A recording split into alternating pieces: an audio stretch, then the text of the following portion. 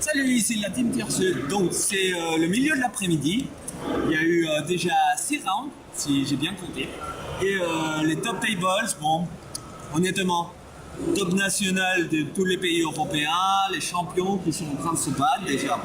Et bien évidemment des gens très connus du milieu qui sont en train de se battre pour être au top des rounds pour demain. Parlons un peu de chiffres. Donc au niveau des participants, on a atteint cette année 1311 participants. Je viens d'avoir la confirmation d'un juge, je viens de demander. C'est plus que les 4 dernières années, si je ne me trompe pas. Essayez de regarder sur internet pour confirmer. Donc pas mal de monde, beaucoup de jeunes, de vieux, un peu de tout. Au niveau des decks, on va pas se mentir, Zo, trop Draco. Je sais pas de ton côté frère, moi je me suis pris 3 Draco les gars. Et j'ai drop parce que quand tu joues pas les hauts, tu te prends 10 masterpieces en 3 rounds, bah, t'en as un peu marre. Donc beaucoup de monde, même s'il y a un petit peu de mauvais temps dehors car il pleut un tout petit peu, il y a un petit peu de vent. Dans la salle, on se sent bien. Vous voyez, moi je suis voilà, gelé et tranquille. Quoi dire de plus, les side events Winam Mat se déroulent en même temps que le main event. Il y a déjà eu 3-4 tournois, sachant qu'on a passé les 6 heures il n'y a pas longtemps, je crois. Et rien, les gens ils sont en train de jouer, comme vous voyez. Plutôt concentrés. On a le secteur de trade, d'échange sur le côté droit, au côté des animations. C'est là où les jeux, je vous invite vraiment à vous poser pour faire vos échanges, car on ne peut pas être de partout pour échanger, parce qu'il faut considérer l'éducation pour laisser jouer les joueurs qui sont en train de jouer leur round et de parier sur leur jeu pour pouvoir couper, en tout cas aujourd'hui. Et bien sûr les animations que je vous ai informées hier qui vous permettent maintenant que je connais les lots car j'ai gagné un des lots aujourd'hui. Donc si vous faites les 4 animations, vous tournez la roulette qui est là-bas et vous aurez différents prix. Entre autres, vous aurez par exemple, celui-là c'est celui des nationales, un petit bloc-notes, les bloc-notes habituels qu'on peut avoir pendant les tournois, les gros tournois, qui vous permettent simplement de noter vos livres-points au fur et à mesure des rounds pendant un tournoi. Et vous pouvez avoir aussi un playmat. Si vous touchez la case de Yu-Gi-Oh! Si vous touchez Yu-Gi-Oh! Vous avez un playmat, le bloc, un moment et booster aussi. Si vous jouez avec Kaiba, vous avez le bloc-notes. Le Blue Eyes, je crois que c'est le bloc-notes plus booster. Bref, il y a différents personnages. Vous aurez un lot par rapport aux personnages, sachant que les animations elles-mêmes ne sont pas payantes, sont gratuites. Donc, je vous invite à jouer. C'est trop classe de faire le duel avec des GN cards, surtout si vous prenez le côté des Blue Eyes, c'est pas mal. Et après, il y a le petit jeu Link. C'est vraiment pas du Link, c'est un jeu virtuel. Mais c'est amusant et ça te fait passer 10 minutes tranquille en t'amusant sans te prendre du méta dans la tranche quoi. Voilà, donc de mon côté les annonces entre rounds.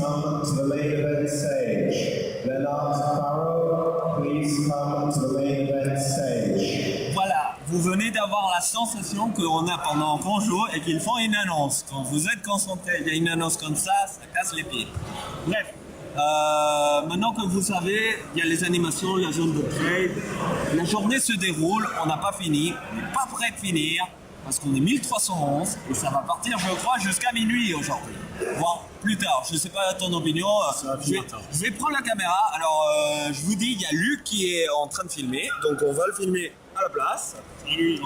Donc, vas-y, donne ton opinion sur aujourd'hui. Qu'est-ce qu'on pense? C'est un très haut niveau, je ne m'attendais pas jusque-là. Oui, C'est mon premier CDE. Aujourd'hui, je joue avec le deck Edelon.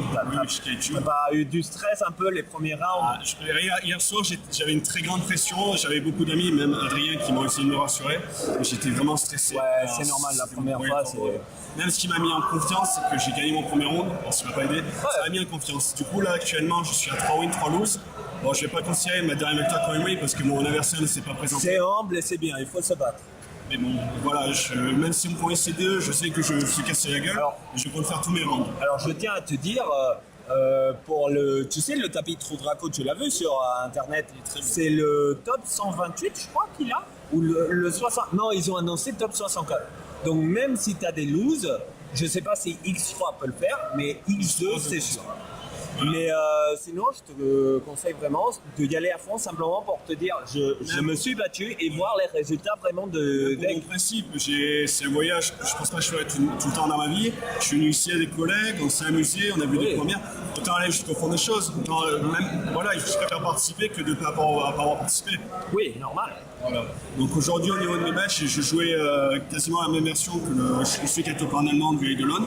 Oui. Donc Eidolon, minus Kaicho, normal.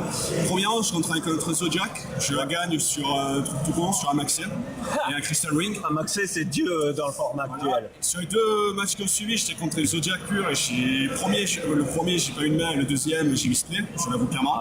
Le troisième, ça m'a cassé le moral, j'avais envie de drop, je suis tombé contre un Dark Lord Burn. Non, t'as croisé le seul qui a. Ah, j'ai capoté. La première fois que je vois ça, le mec qui pioche, je crois qu'il jouait Zodiac, il me met 9000 à la tête en sachant que j'avais Crystal Ring et il sur le terrain.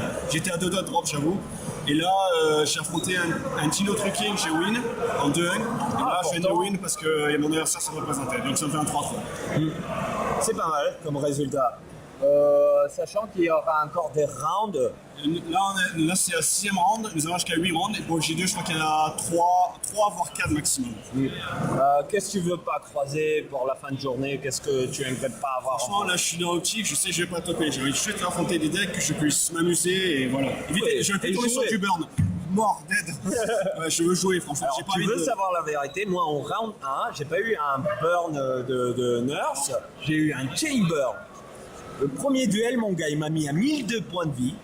Grâce à Dieu que j'avais les grenouilles pour annuler les pièges et les prendre. Par contre, je tiens à te dire, il a plus perdu des points de vie, lui, grâce aux pièges que je lui ai pris, que par attaque. Hein.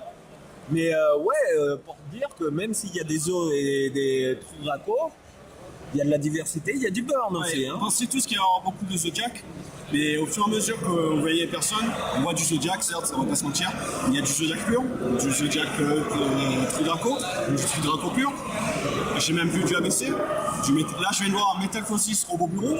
Oh, c'est cool ça! Juste à côté de moi. On a vu aussi du Minerva. Oui, normal.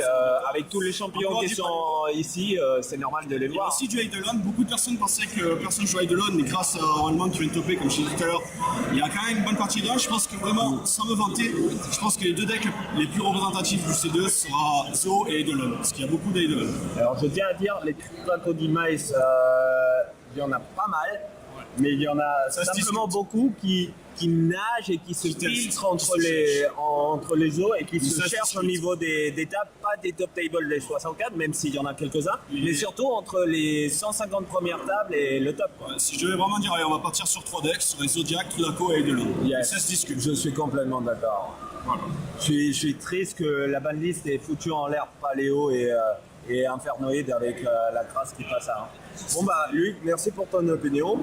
Merci de m'avoir permis de parler aux gens. Du coup, pour finir cette partie du bloc, on va filmer un peu plus. Je vais essayer de filmer 2 choses.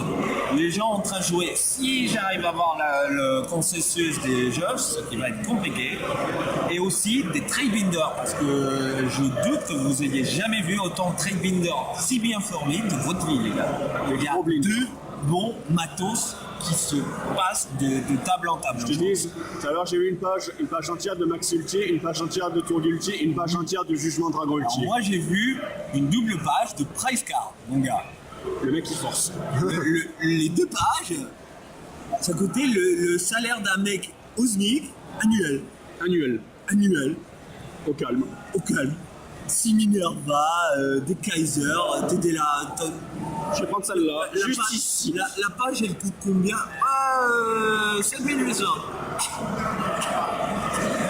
Oh, frère. Vous prenez le poumon en échange ou le foie?